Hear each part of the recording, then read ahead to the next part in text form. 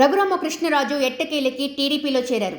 ఆయన నర్సాపురం నుంచి పోటీ చేస్తారని, బీజేపీకి ఏలూరు టికెట్ ఇస్తారని చర్చ సాగుతుంది. అయితే ఏలూరు నుంచి టీడీపీ పుట్టా మహేష్ యాదవ్కు సీటు ఇచ్చింది.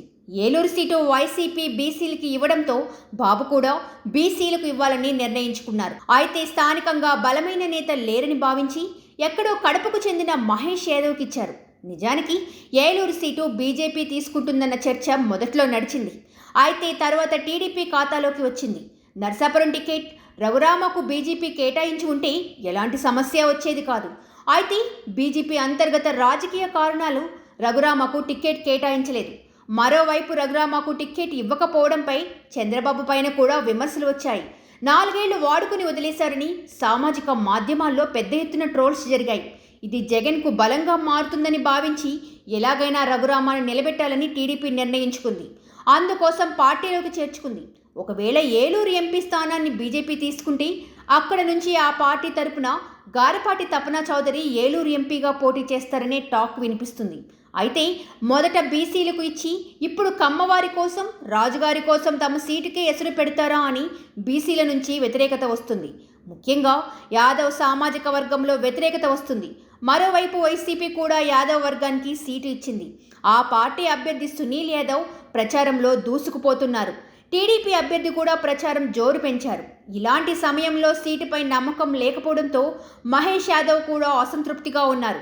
వాస్తవంగా బీసీల మద్దతుతో మహేష్ గట్టి పోటీ ఇస్తారని భావించారు. దెందులూరు, నూజివీడు, కాయకలూరు, ఏలూరు నియోజకవర్గాల్లో యాదవ్ సామాజిక వర్గానికి చెందిన ఓటర్ల సంఖ్య గణనీయంగా ఉంది. వీరి మద్దతు కూడగట్టుకుంటే గట్టెక్కొచ్చని భావించారు. అయితే ఇప్పుడు యాదవుల సీటు మరొకరు ఎగరేసుకుపోవడంపై ఆ వర్గం అసంతృప్తిగా ఉంది. అలాగే బీసీలోనూ వ్యతిరేకత ఉంది. బీజేపీ నుంచి ఎన్ఆర్ఐ అయిన కమ్మ వర్గానికి చెందిన వ్యక్తికి సీటు ఇవ్వడం పైన అసంతృప్తి వ్యక్తమవుతుంది. పార్టీకి ముడుపులు ఇచ్చిన వారికి సీటు ఇస్తారా, స్థానికంగా క్యాడర్తో పనిచేసిన వారికి ఛాన్స్ ఇవ్వరా అని బీజేపీలోనూ అసంతృప్తి వినిపిస్తుంది. ఇద్దరు ఓసీల వలన బీసీకి అన్యాయం జరిగింది అంటున్నారు. మరోవైపు నర్సాపురంలో బీజేపీ భూపతిరాజు శ్రీనివాస్ వర్మకి ఇచ్చింది. ఆయన సుదీర్ఘకాలం పార్టీ కోసం పనిచేస్తున్నారు. పార్టీ అవకాశం ఇవ్వడంతో ఆయన భావోద్వేగానికి గురై కన్నీరు కార్చారు. ఆయన కోసం బీజేపీ శ్రేణులు పనిచేస్తున్నాయి. ఇప్పుడు వెంటనే టీడీపీకి ఇవ్వడం, టీడీపీ నుంచి రఘురామ పోటీ అంటే బీజేపీ నేతలు ఏ మేరకు సహకరిస్తారు అనేది అనుమానమే. మరోవైపు నరసాపురంలో వైసీపీ సామాజిక, ఆర్థిక కోణాలని సమీక్షించి గూడూరి ఉమాబాలను అభ్యర్థిగా నిలబెట్టింది. వాస్తవంగా చెప్పుకోవాలంటే నరసాపురం పార్లమెంటు నియోజకవర్గంలో కాపులు, క్షత్రియుల ప్రాబల్యం ఎక్కువ. గత 4 దశాబ్దాల్లో ఈ నియోజకవర్గం నుంచి ఎంపీలుగా గెలిచిన వారంతా క్షత్రియ, కాపు సామాజిక వర్గం నేతలే. దీంతో ఈసారి వైసీపీ ప్లాన్ మార్చింది. బీసీ కార్డు ప్రయోగించి పార్లమెంటు బరిలో మహిళా అభ్యర్థిని దింపింది. నరసాపురం నియోజకవర్గంలో బీసీ ఓటర్లు గణనీయంగా ఉన్నారు. దీంతో శెట్టి బలజ సామాజిక వర్గానికి చెందిన ఉమాబాలను ఎంపిక చేసింది. ఉమాబాల ఇప్పటికే జోరుగా ప్రచారం చేస్తున్నారు. రఘురామ పోటీ చేసినా ఓడించాలనే ముందు చూపుతోనే వైసీపీ బీసీ కార్డు ప్రయోగించింది. బీసీ నేతలను ఒక్క తాటిపైకి తీసుకొస్తే ఇక్కడ గెలుపు ఖాయమని వైసీపీ నమ్ముతుంది. అలాగే కూటమిలో క్లారిటీ లేకపోవడంతో 2 సీట్లలో వైసీపీకి అవకాశాలు మెరుగవుతున్నాయి.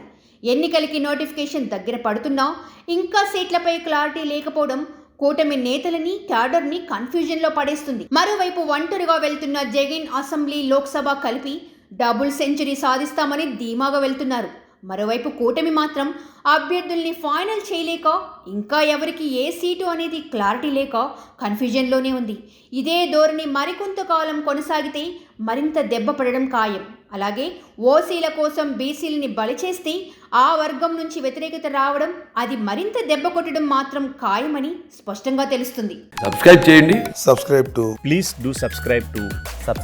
Please like, share and subscribe to top Telugu TV. Top Telugu TV.